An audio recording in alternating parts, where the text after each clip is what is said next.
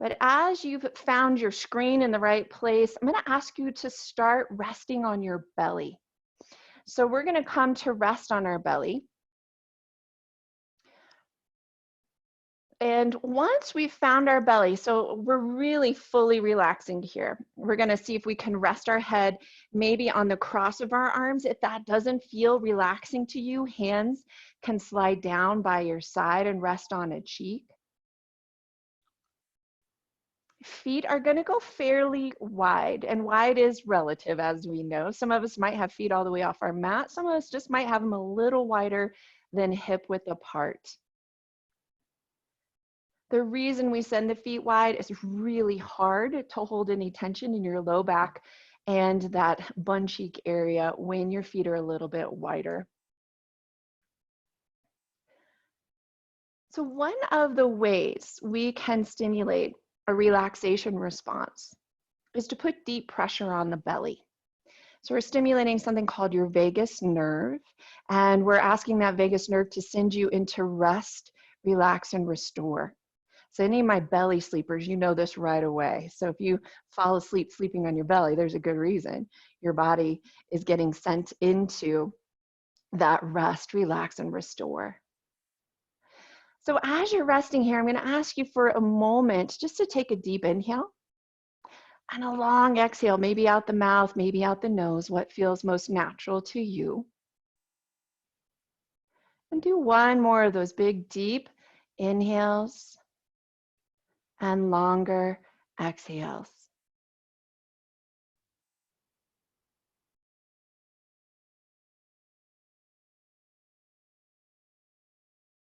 Settling in now to the breath of your choice.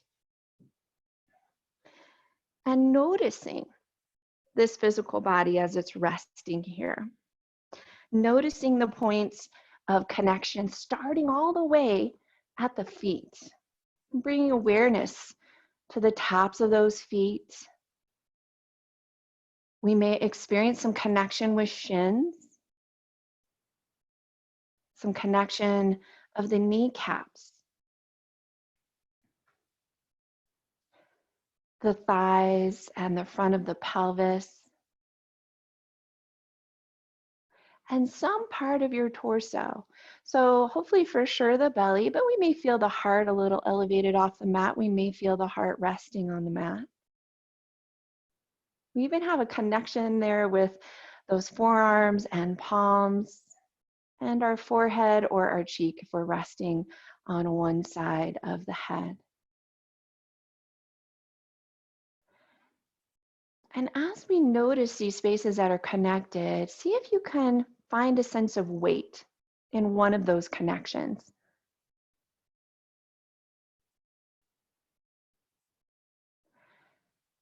Often when we simply say heaviness or weight, it inspires that idea of solid connection. And right now, we couldn't be more connected to the earth. We couldn't be more grounded through that physical body. That grounding sense allows us to remain present, and that's why we're practicing some of these ideas. It gives us an opportunity, maybe some relief even, from worrying about what happened yesterday and what's about to happen tomorrow.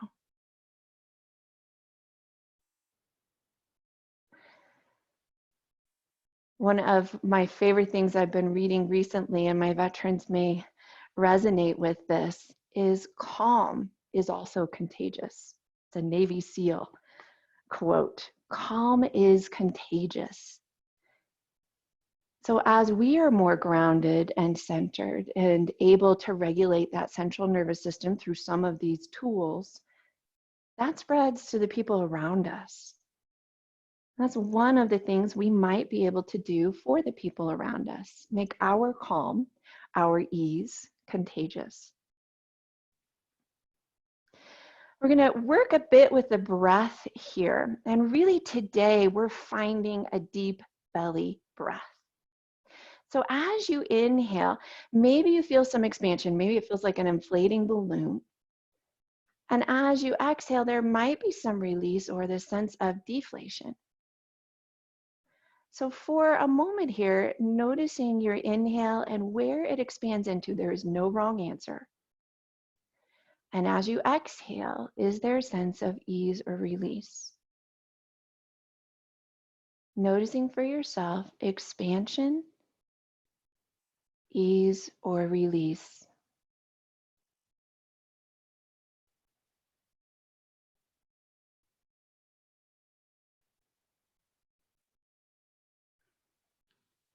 We're going to play with an idea today. Whether or not it happens is actually the least important part. The more we think about it, the more that energy will travel and will follow that thought. And today we're going to just notice this bottom rib cage area. It's right under the breastbone, traveling all the way to the side body. The bottom rib cage houses our diaphragm, our breath muscle. So as we inhale into expansion, we're going to see if we can send it into the belly.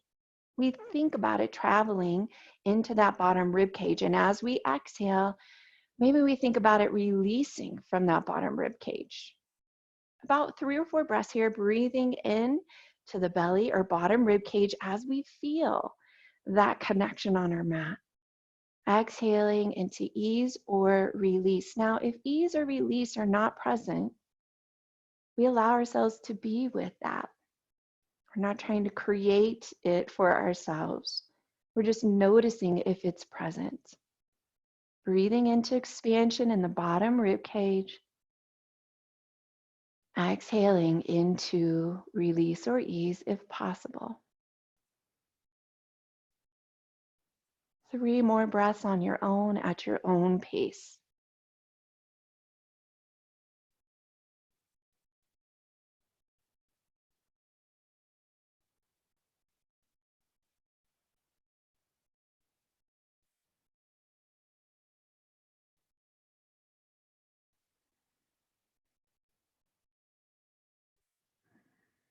And then noticing what might be present in the mind. We may have experienced a quieting of a mind. We may, in the stillness, have experienced an acceleration of thoughts in the mind. Again, one is not wrong or right. It's just that noticing.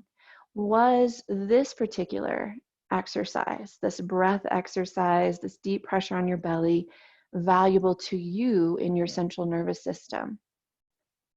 The answer might be yes, the answer might be no. And it's all information we gather to try to figure out what does work for our central nervous system, what does help us make our central nervous system more partial to rest, relax, and restore.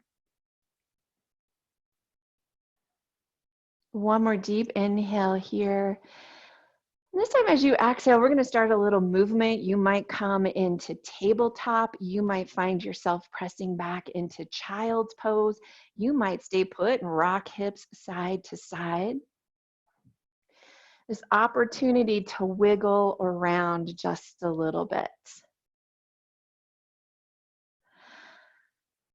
We're going to be moving into poses today, really meant to open up the hips, the low spine, and the upper spine, especially if we have been stressed out or stuck at desks.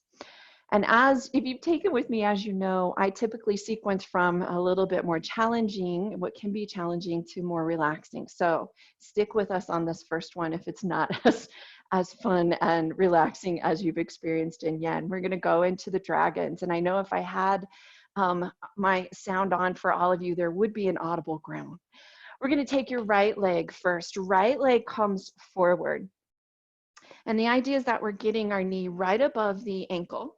And this back leg can then wiggle back some. Now, I know some of us might have blocks. You're welcome to use those. If we don't have blocks, we're going to modify. And I'm really trying to teach without equipment because a lot of us just don't have that at home. So if it's tough to reach the floor, we change it. We'll take and cross our arms and rest our forearms on our thighs. Now that is a bit of a balance. So if you are balancing and it's challenging, we send that front foot to the outside of your mat. For those of us who can reach the floor, there may be some of us who can bring the hands right inside of those feet. And we're really just playing with this position to see where we can feel some sense of opening, stretch, resistance, tension in the opposite leg. So in your case, in your left leg. So where can you be here that feels appropriate for you today? And then how can you remain in stillness? So our yin poses are really meant to be held in as much stillness as possible. We're asking ourselves to try to remain muscularly soft, to let go of muscle tension. And that might not be so possible in the shoulders and the head, and that's okay. And this sense of weight, we're back to weight again. Could we let the front of that left thigh fall closer through gravity and through release, as opposed to firing muscle or using muscle tension? This is a practice where we load the joints properly, we remain still if possible, and then we allow ourselves to let gravity do the rest of the work. So we're releasing a big connection here, and for many of us, a really tight connection. And this is where I often refer to this pose as maybe a little more challenging in our practice, because it does feel interesting and maybe uncomfortable. Now, we don't want it to feel painful. If it does feel painful, you want to come out of the pose and release it. But it's also maybe a perfect sort of idea for these times. How can we be with discomfort? And one of the ways we can be with discomfort is to focus on breath.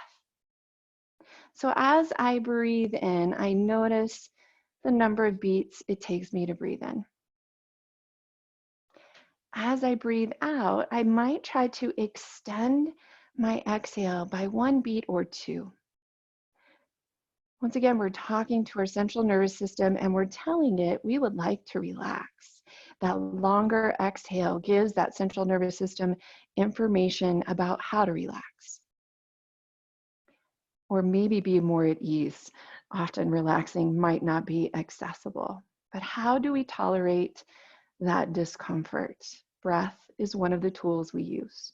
That longer exhale can be really helpful to allow us to tolerate that discomfort. The good news is typically we hold our yin poses for 5 minutes. This one we're only going to hold for 3 today. Some of us have been away from our practice for a while, and so a little less time can be a little better for many of us.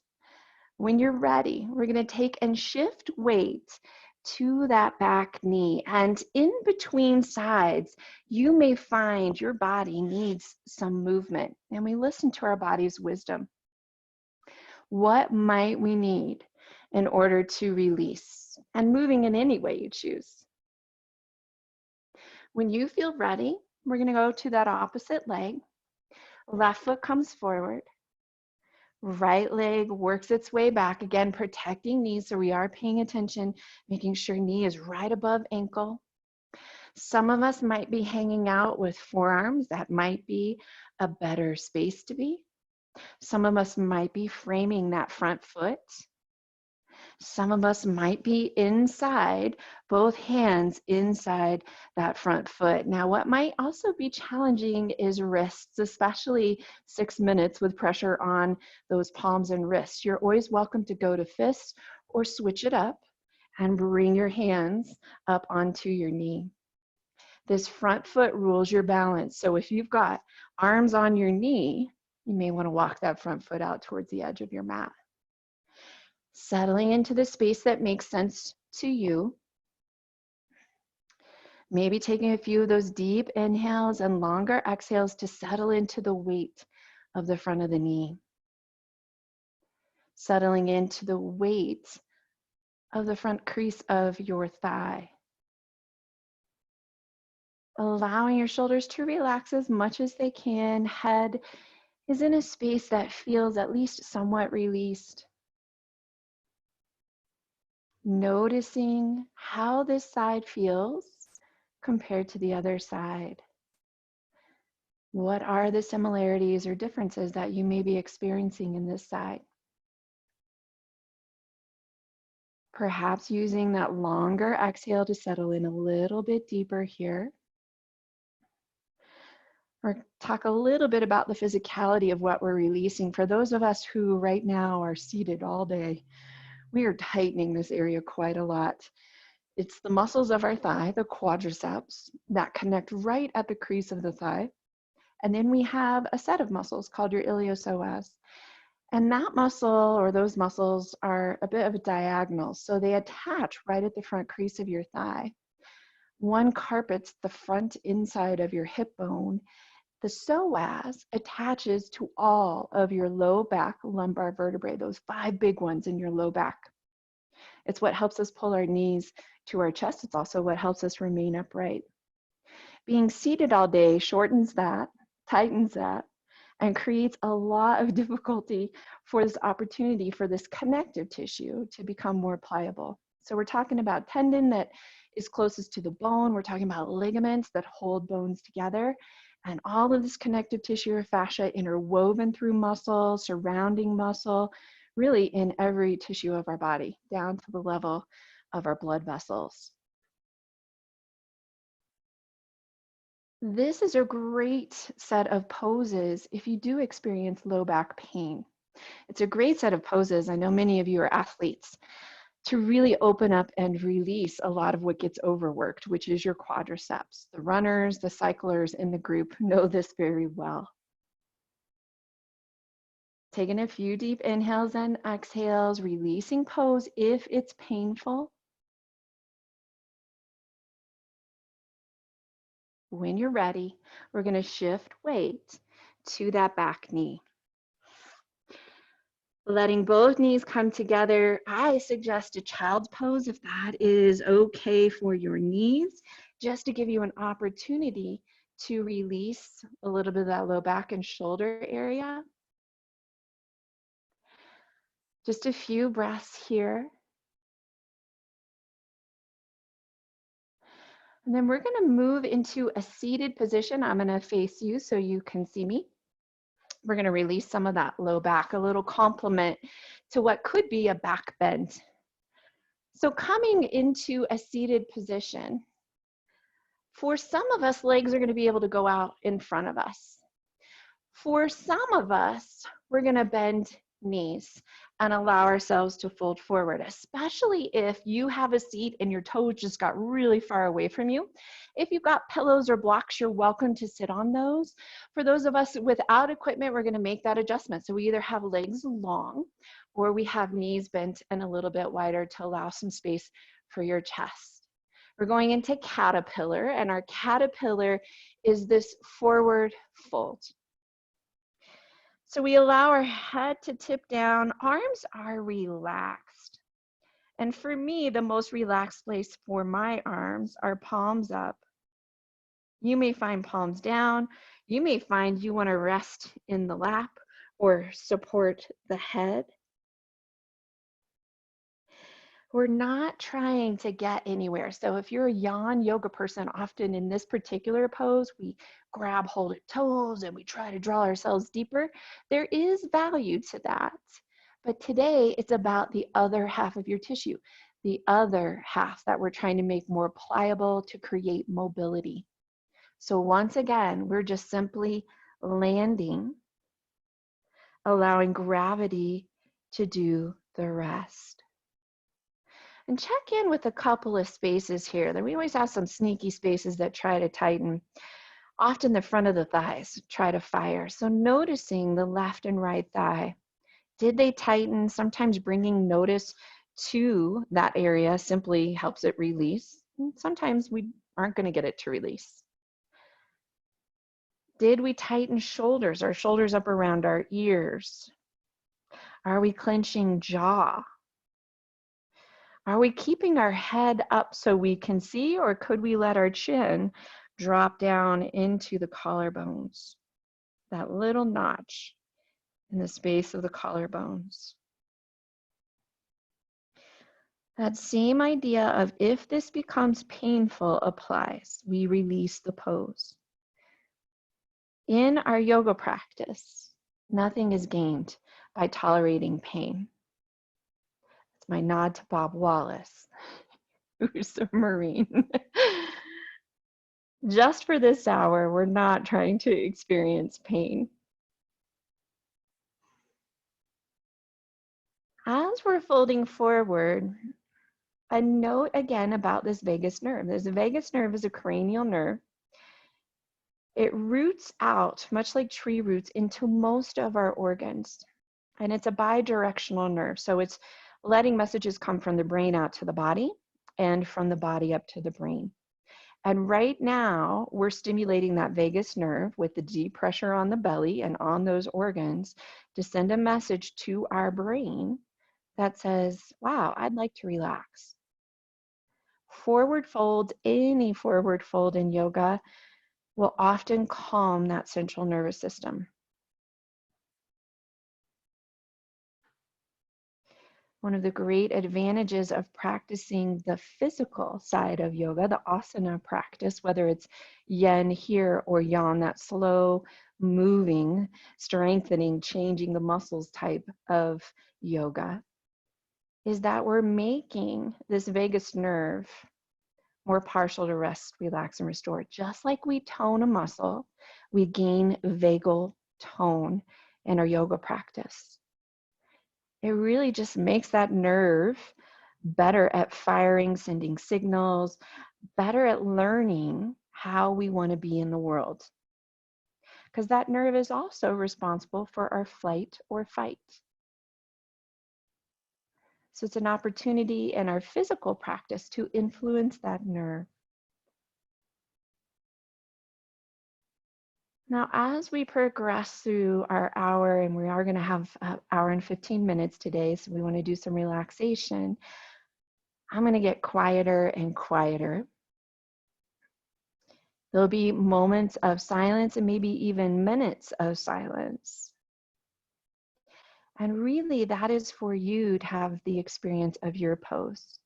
If we go back to some of those things we've practiced, noticing breath, bringing awareness to either parts of our body or letting our body bring awareness to us, sensation that might be calling to us, and exploring that sensation with curiosity. Maybe we're noticing breath. As we're folding forward, we might experience breath in a different space in the body. Maybe it's at that bottom rib cage, maybe side rib cage or the back space of the heart or the back bottom rib cage.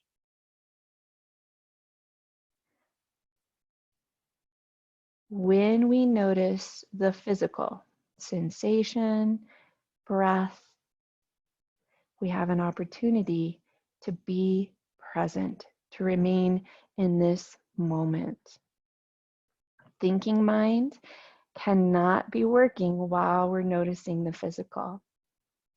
It's one of the first ways we start to train our one-pointed focus when we start to meditate, if that's appealing to you.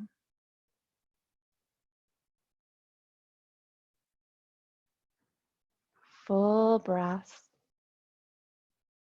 noticing breath.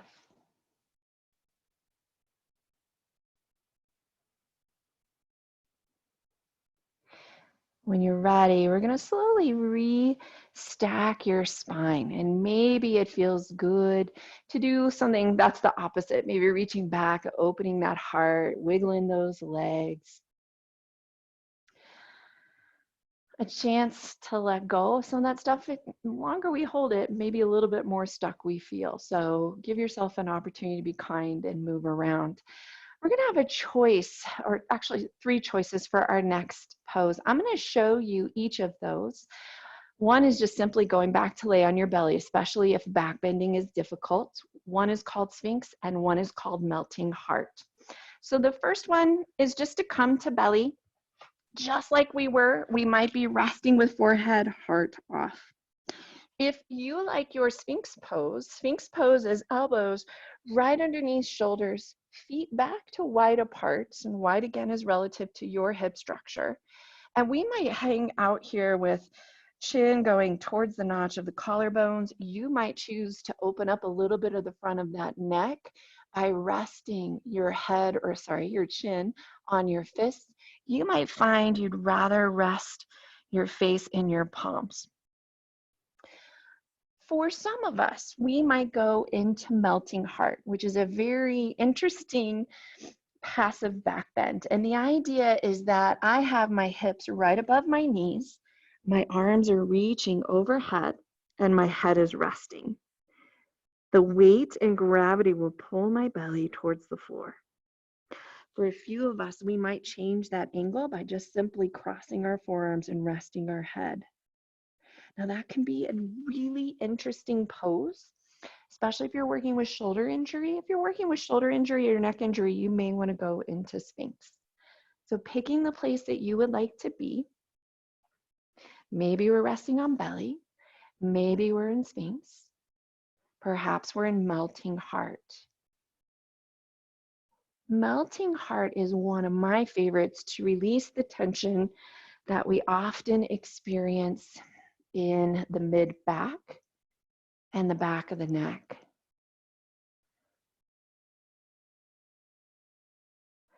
It's this way of releasing the front to release the back. No matter where you're at, we're taking an opportunity, really from the pubic symphysis all the way up to your chin, to release what for many of us is a chronic forward fold. When we are folding forward over our work, over our play, we are really becoming the letter C.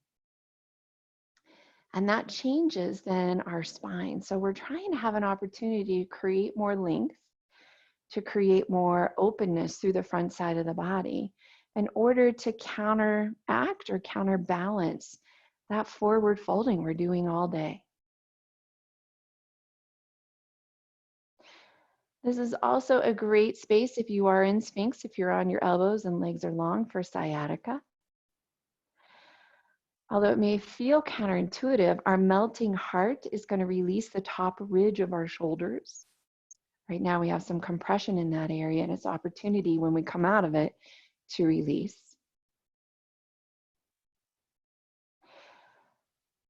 Settling in, perhaps noticing sensation, noticing breath, maybe noticing discomfort.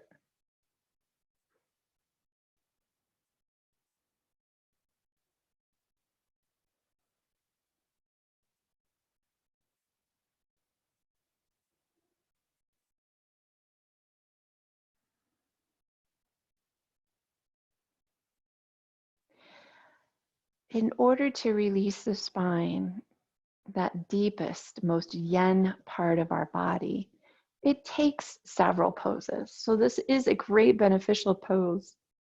But we might move back and forth between a back bend and a forward fold, a back bend, a forward fold, in order to get through all the other layers. So on our backside body, we've got to get through the connective tissue of the skin, of the muscle. We might get a little bit deeper in the next layer of muscle, same with the front of the body. We're getting through skin connective tissue first. We're moving then into rib cage connective tissue, abdominal muscle connective tissue, all the way down to the level of your organs, which are surrounded and are woven with their own set of connective tissue.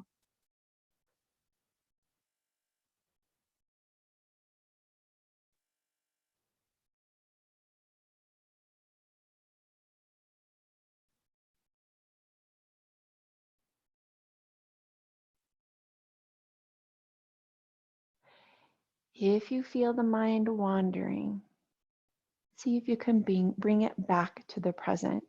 One of the first things we do is just to notice the mind is wandering, and we name it wandering mind. And then we return to something in the physical body that we would like to bring awareness to: breath, sensation. If you've been practicing with me for a while, we might play with opposites. How does my left side feel compared to my right side? If I find a space of tension in the body, can I also notice a space of ease? If I have a really warm part of my body, can I also notice coolness?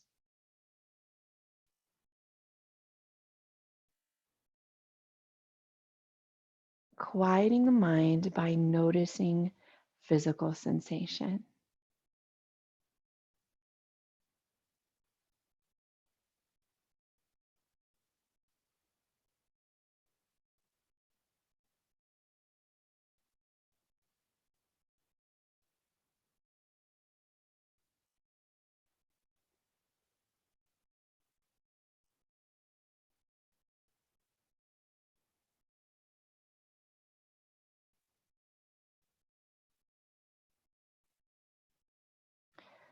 When you're ready, we're going to be shifting to our next pose, which is child's pose. But you may have some spaces that you would like to pause in, to wiggle around, to move around in.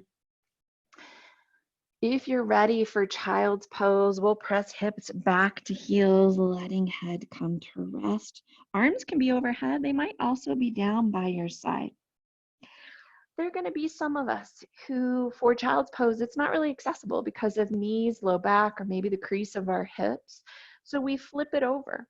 We come to rest on our backs and draw knees into chest.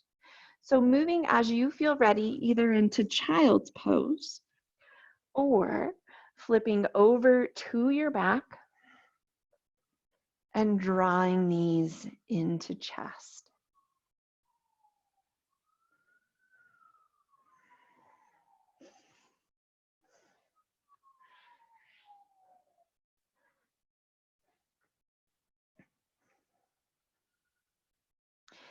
It's possible as you are in child's pose that your head is not reaching the floor. And we would really love for it to reach the floor. So you might stack fists. If you have a pillow handy, you might place it underneath the head.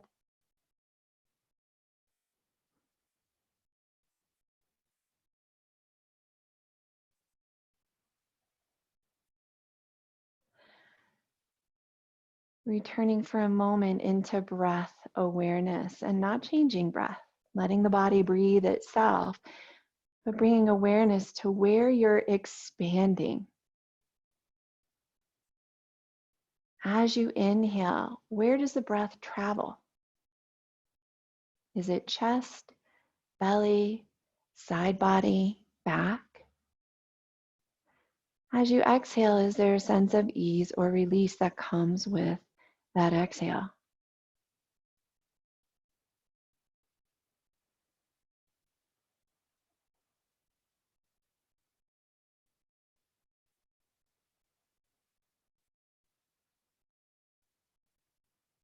Child's pose is a restorative position. So whether you're in child's pose or resting on your back, it's restoring the energy of the body.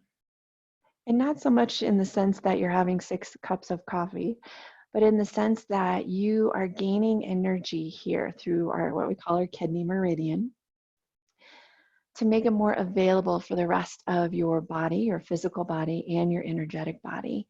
So if you're feeling quite drained from these times or just life that's coming at you, 5 minutes in child's pose can help.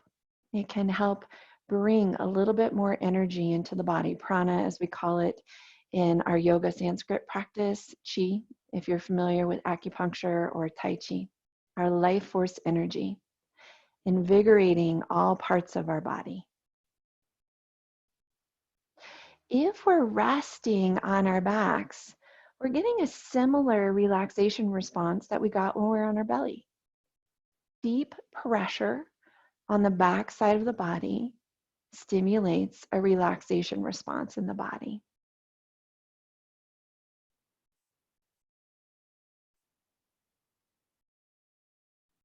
If we're getting any messages of discomfort that's leading to pain, it's okay to change your pose. That's a message we want to listen to.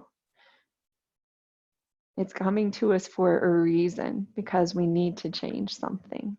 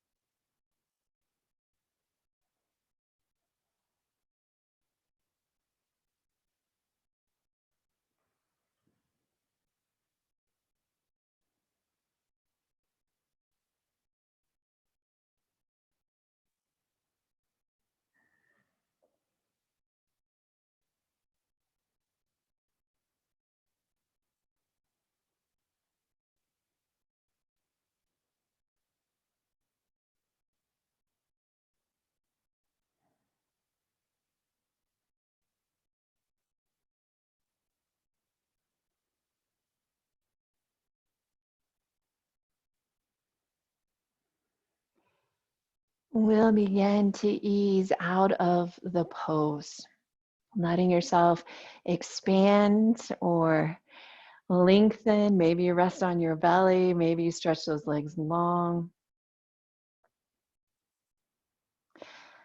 We're gonna have lots of options for our next pose.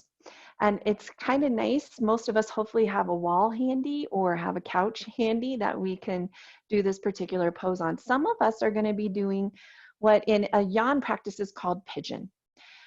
In our Yin practice, we call it sleeping swan. So I'm just going to turn to the side and use my right leg. I'm not mirroring you this time.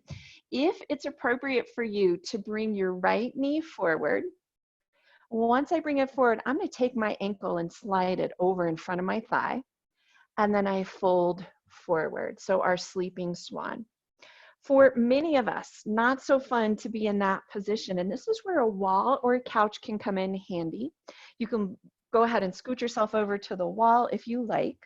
And we can use the wall to create this. So I'm going to lean back, cartwheel up, stretch both my legs. It is my right leg that's going to cross over. And then that long leg slides down the wall until I experience some stretch sensation in the outside of that thigh. So sleeping swan on the wall, sleeping swan as it's typically done, which might look like reclining pigeon. You can also be resting on your back if a wall or couch isn't handy. Cross that right ankle over, dive through that center to draw that left thigh into your chest. Coming into that space, again, that makes sense for you. A wall, resting on your back, resting in sleeping swan.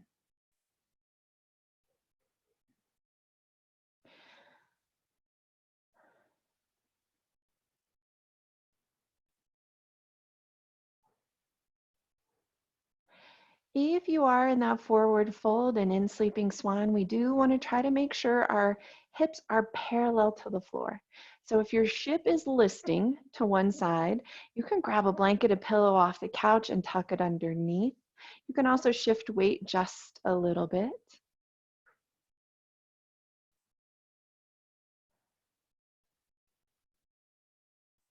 So where does it make sense for you in that forward fold? Legs up the wall or resting on your back, interlaced. Opening that right outside hip structure, maybe hamstring, maybe inside groin area. And when we talk about muscles in Yin, we're really using those as landmarks. So if we're using those as landmarks, we're then thinking about what is the tendon that's attaching to bone. Even bone has connective tissue within it. So they can flex and bend a little bit, not a lot. This is a very common area of tightness for many of us. This iliotibial band, referred to as the IT band, connects your outside little ischial tuberosity, not tuberosity, your greater trochanter, so that outside hip bone, all the way down to your knee and past it, down to a shin bone. It's a deep connective tissue that runs not in a linear fashion. It kind of dives into your quads. It's often tight no matter what we do. If we are sedentary or more prone to being still, or if we're very active.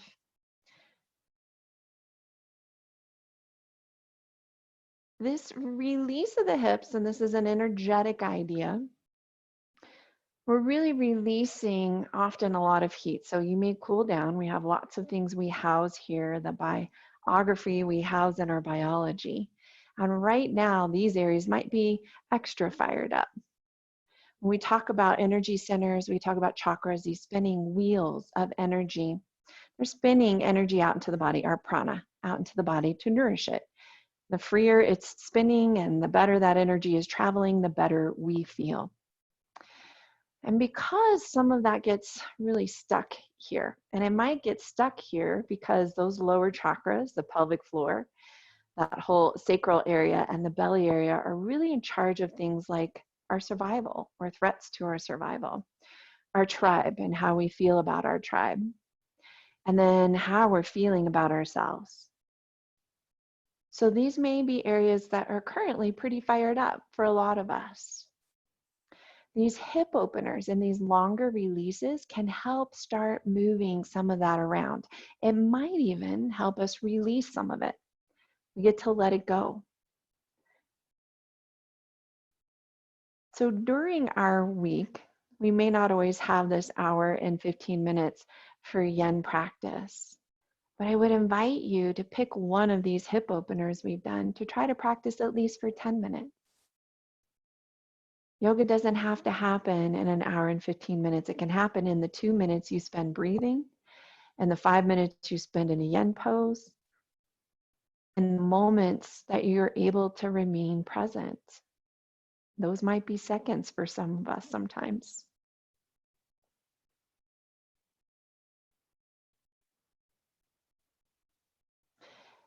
If this is leading to any numbness in the feet, as if your foot is falling asleep, no matter where you're at, you want to release it. We're putting too much compression on a nerve that runs through the back of your leg. So be compassionate. There are no medals for holding it the longest. There are medals for being compassionate enough to change the pose if you like.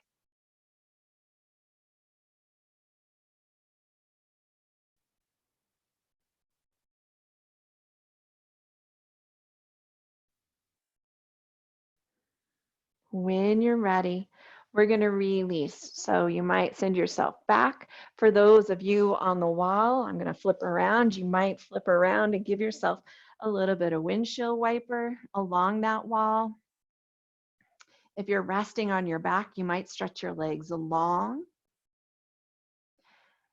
We're going to move to the other side, which will be our left leg. Your sides don't have to match. If you are on the wall, you're going to cross that left ankle over and let it bend. We'll bring the left knee forward, sending that ankle in front and maybe walking it back into a forward fold.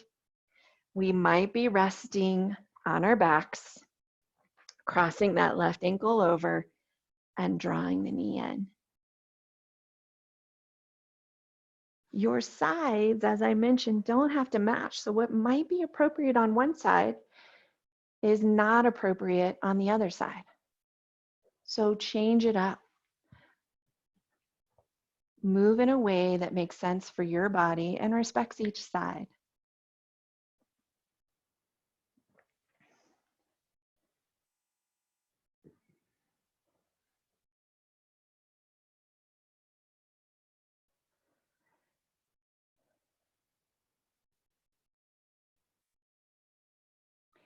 As we come into this side, take that moment once again to notice, how does this side feel compared to the other when you began to come into the pose and into the stillness?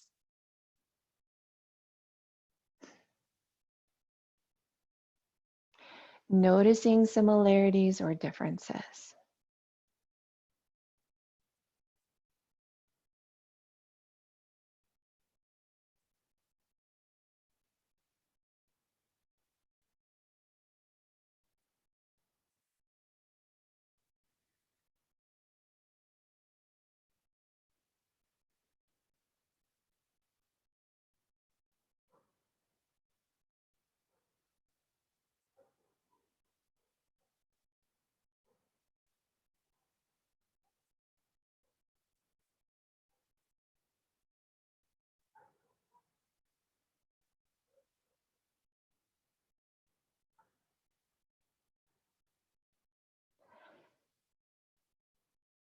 In addition to the release we get through the IT band, we may experience some release through our bun cheek, the piriformis. That muscle surrounds our sciatic nerve and can be a real culprit in sciatica.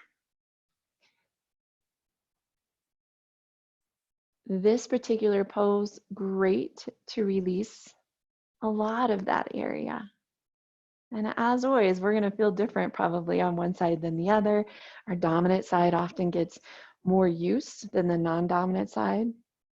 If we're experiencing injury, the opposite side really takes over. So those sensations are not necessarily similar between sides, or maybe they are for you. There's this opportunity to notice. And here in our class, we do each side for an equal amount of time. However, if this is something you're picking to do at home, you may recognize that on one side, you don't need a 5-minute hold. You might need 3 minutes. You might notice on one side, you need a 7-minute hold. We can adjust that for our own practice to really recognize how each side is responding and hold it for the appropriate amount of time in that day, because as we know, our body changes every day. It's always what suits you in that moment, and to make the adjustments that help in that moment.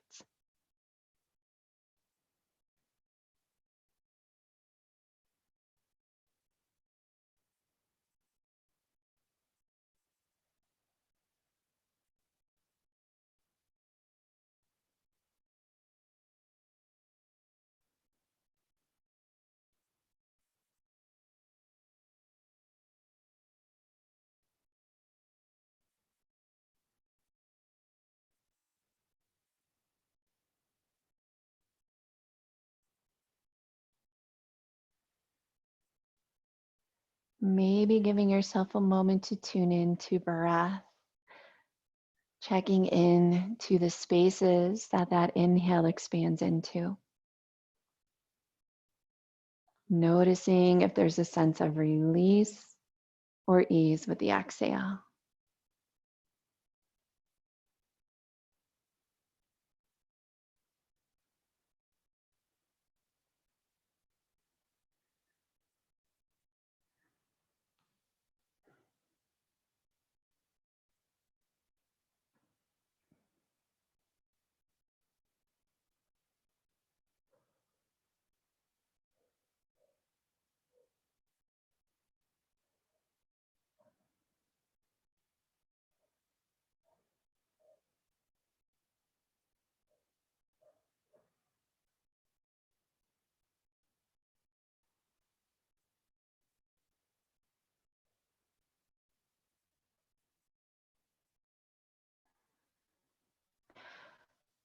When you're ready, releasing the pose, allowing yourself to touch in any way you choose. Some of us resting on our backs are going to stay put there. So you may want to listen for choices here, so having to roll up and roll back down. When you're ready, we're going to go into butterfly pose. And it's our last pose before we'll get ready to relax. So we may bring soles of the feet together, knees drop out. We might do that nice forward fold. Some of us are going to be in the same position, but rest on our backs. So either forward fold here, or to rest on your back in a similar fashion, dropping out. Now, if for some of us, we shouldn't be in this much external rotation, I know a few of you are working with some hip things, you might want to do the opposite on your back, where you take knees to drop towards each other in relaxation. The feet are while we rest in constructive rest pose. So reclining butterfly, constructive rest pose, or seated butterfly with a forward fold. Where do you want to be? What makes sense for your hips today?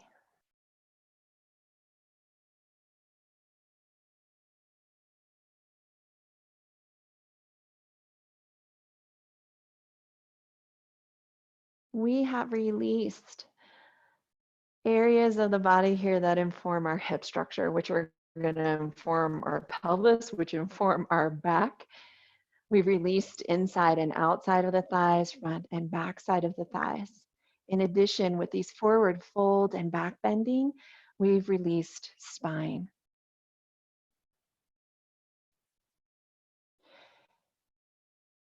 This freedom of physical release is really influencing the energetic release. So we have energy meridians or rivers of energy running through our body. In yoga, they're called nadis. In our Chinese medicine, they are called meridians. And they are closest to our spine and deep within connective tissue. So as we have begun to release some of that connective tissue, created more mobility in joints, we're having an opportunity for our energy to flow more freely. It's a different kind of maybe movement than we get when we're actually moving. We're actually moving and doing activities that are more yang, including our yoga. We're really at that surface level. And that's good. It helps energize us. It helps do what we need it to do. Sometimes it helps us expend energy, especially if we're having some agitated energy. Our yin practice really works at the deepest level to open up spaces so that prana can flow more freely. The breath is one of the ways that we move prana and invite prana. That life force energy, it's nothing we can see. Some of us can sense it and feel it. And for some of us, it's a big giant mystery. When we breathe, we're inviting on that breath the prana to piggyback. So we're inviting more prana into the body. With our practice here, we're inviting that prana to flow more freely, to nourish the spaces of the body, the physical and energetic body that need it, and just simply to help us feel a little bit better.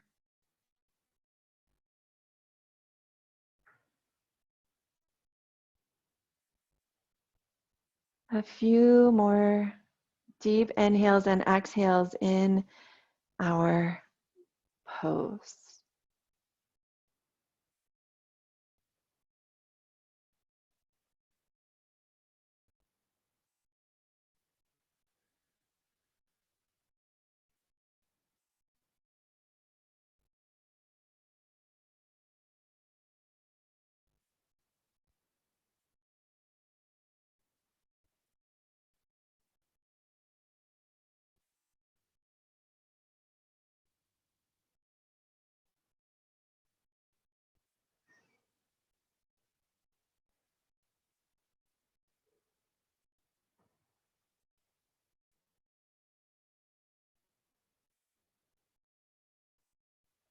For those of you in a forward fold, we begin to restack the spine.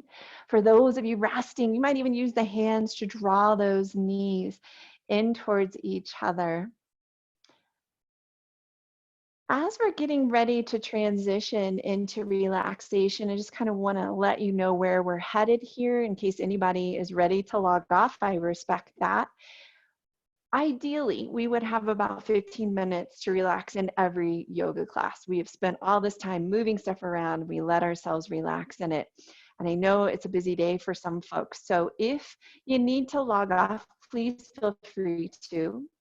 For those of us who can spend some time in relaxation, we're going to spend about 6 to 8 minutes today in relaxation. And then we're going to finish off with some pranayama, some breath work. So you are invited to make this end of class suit you. If you are done, I respect that. Otherwise, we're going to rest for about 6 to 8 minutes in relaxation, and then we'll have about 3 to 4 minutes to do some breath work. Now, because we may have cooled down, grab your sweatshirts, grab socks, and make yourself comfortable. The invitation at the end of my classes is just to simply find a space where you feel most at ease today. And for some of us, that's resting on our backs in Shavasana, where our hands are fairly wide, our feet are fairly wide. But maybe you'd rather rest on your side or rest on your belly. Maybe you're near a wall and you'd like to do legs up the wall. If you have a couch available, you can toss those heels up on a couch. That's a version of legs up a wall. That's very releasing for your low back.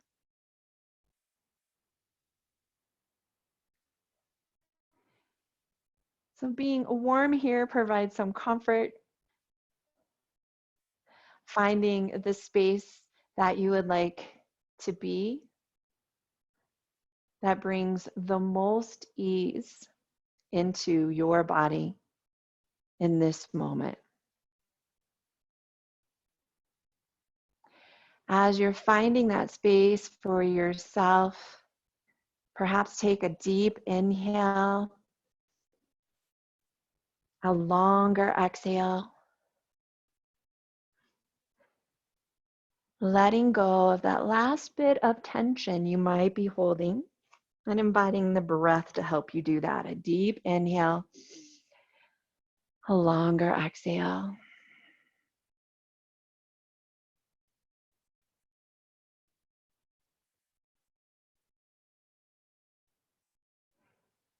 And then allowing the body to simply breathe itself. The breath is traveling as it chooses, moving in a rhythm that feels natural to you.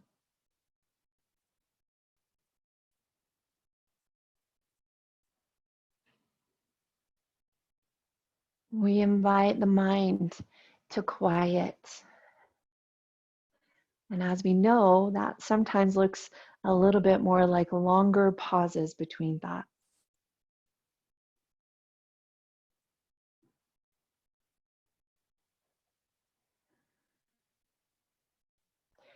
We let go of all of the doing of our morning.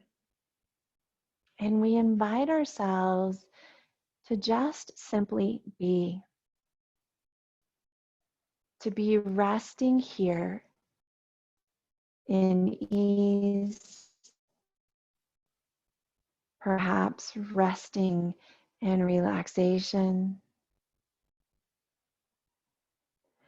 Nothing to do and nowhere to be.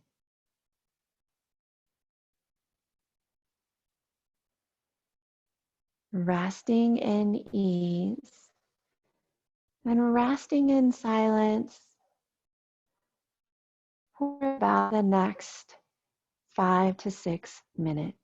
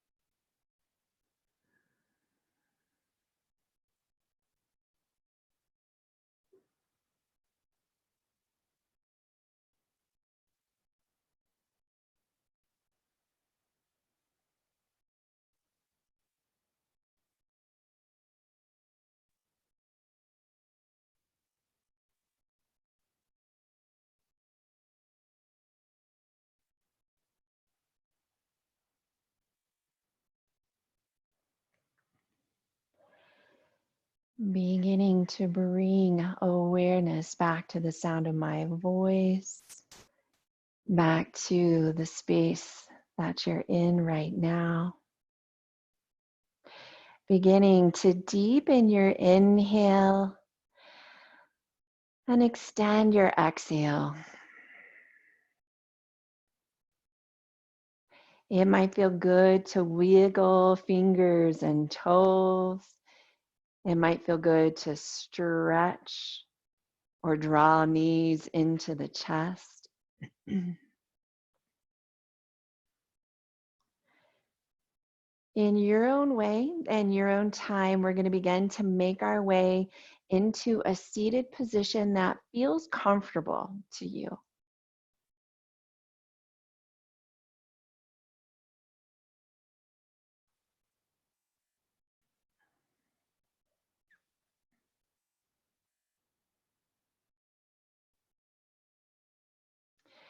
And as we find our way into that seated position, take a moment to settle into your seat. We're really looking for a long, tall spine. We're going to do a little bit of breath work here at the end.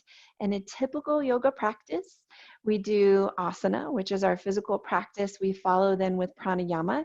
And if any of you are meditators, you may follow this practice with meditation.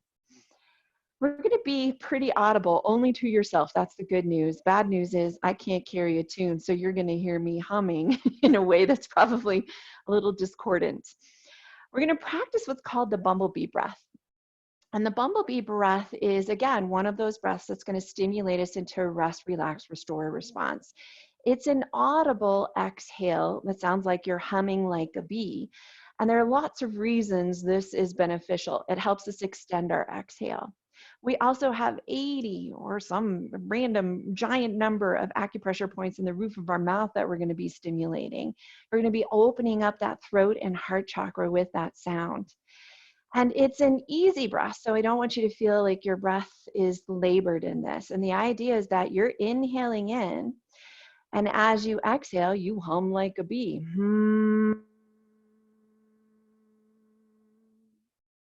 We're going to do that for about 10 breaths to finish off our practice. It's a great one to do when you're feeling nervous, anxious, especially if you have to give a presentation or going into a big meeting, because it does open that throat chakra as well. So I am going to mute myself, I hope. I wanted to demonstrate that, but I don't want to be discordant with yours. I'll let you know when we'll begin doing it with your own natural breath, and then I'll let you know when we're about to finish. So when you're ready, take that deep inhale. Exhale, hum. Continuing for about a minute.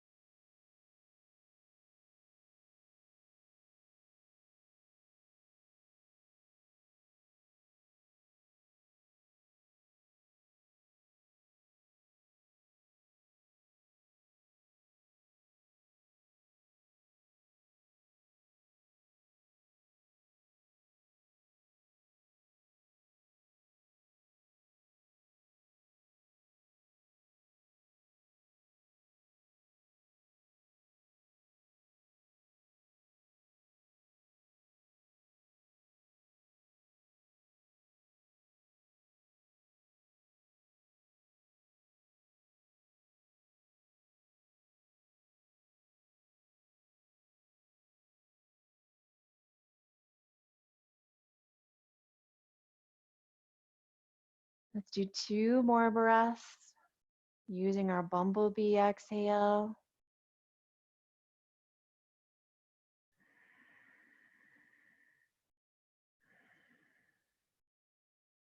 And then we release into regular breathing, a couple of deep inhales, longer exhales through the mouth. We take this last moment now here just for a brief period to notice, how are we feeling? How are we feeling in the physical body? How are we feeling in the mental and emotional bodies?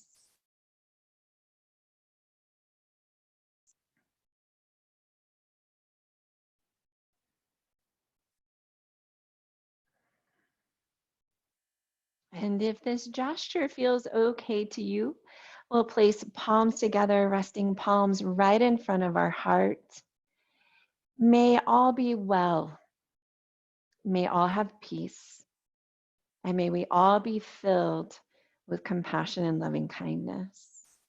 The light in me is honored and grateful for the light in each of you. I bow to you. Namaste.